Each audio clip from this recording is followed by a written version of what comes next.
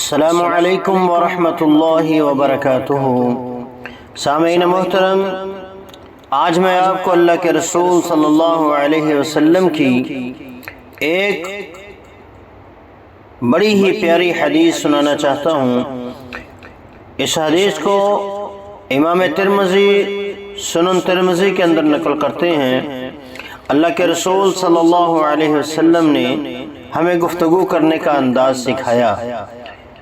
آپ علیہ الصلوۃ والسلام ارشاد فرماتے ہیں وَإِنَّ أَبْغَضَكُمْ إِلَيَّ وَأَبْعَدَكُمْ مِنِّي مَجْلِسًا يَوْمَ الْقِيَامَةِ، بے شک تم میں سے سب سے زیادہ جنہیں میں ناپسند کرتا ہوں اور تم میں سے جو سب سے زیادہ قیامت کے دن مجھ سے دور ہوں گے، السرسارون،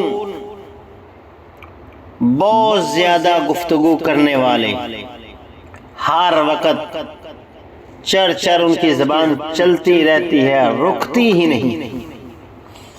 المتشدقون، جب گفتگو کرتے ہیں تو بانچھوں کو پھاڑ پھاڑ کر کرتے ہیں،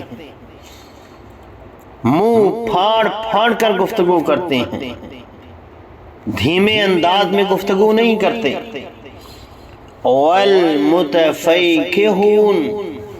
اور جب گفتگو کرتے ہیں تو ایسے باور کراتے ہیں، ایسے شوق کرواتے ہیں کہ ہم جیسا دنیا کے اندر فقیہ نہیں۔ تین چیزیں نبی علیہ السلام نے اس حدیث کے اندر بیان فرمائیں۔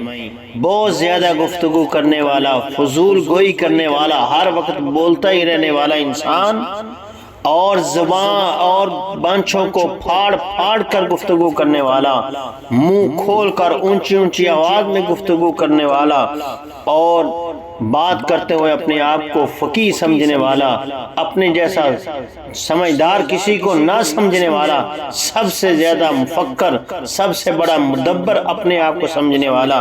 اللہ کے رسول نے فرمایا قیامت کے دن یہ لوگ، یہ آدمی، ایسی صفات والا شخص جس کے اندر یہ صفات مذمومہ پائی گئیں، وہ قیامت کے دن میرے نزدیک نہیں ہوگا، مجھ سے دور ہوگا، اور ایسے بندے کو میں ناپسند کرتا ہوں۔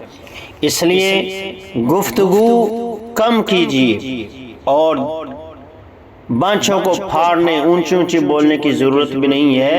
آہستہ آواز میں اپنی گفتگو کو مکمل کریں، اور ضرورت کی بات کریں، اور جب کوئی دوسرا بات کرے تو اس کی بات کو بھی سنیں، اور ہر وقت اپنے آپ کو فقیہ، مدبر اور اپنے جیسا فہم و فراست رکھنے والا کسی کو نہ سمجھنا، یہ بہت بڑی بیوقوفی ہے۔